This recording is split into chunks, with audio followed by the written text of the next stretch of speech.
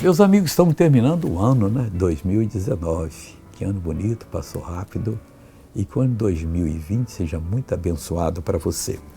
Em João, capítulo 8, 28, Jesus falou assim: disse-lhes, pois Jesus, quando levantardes o Filho do Homem, então conhecereis quem eu sou, e que nada faço por mim mesmo, mas falo como o Pai me ensinou.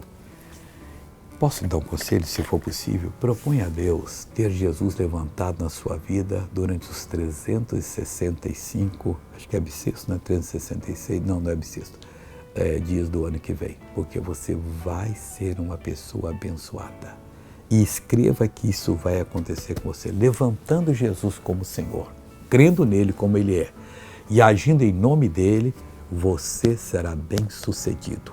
A minha fé está ligada à sua, eu paraliso toda a obra do inimigo nessa vida e digo, vai embora agora. Na sua vida, mal vai ter que sair agora. Estou ordenando, eu estou exigindo, eu estou mandando em nome de Jesus Cristo. Não tem esse negócio que o inimigo não quer. Meu irmão, Deus determinou. Eu determino um ano bonito de 2020 para você, um ano lindo, que você seja bem-sucedido e que você não tropece de maneira alguma.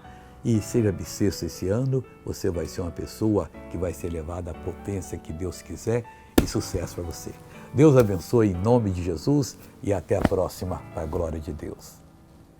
Feliz ano novo. Ore por mim, vou orar por você. Amém.